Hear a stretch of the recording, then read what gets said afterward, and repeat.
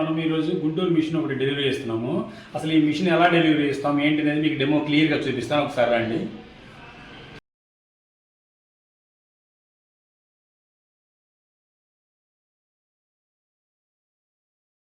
Fitting వస్తుంది.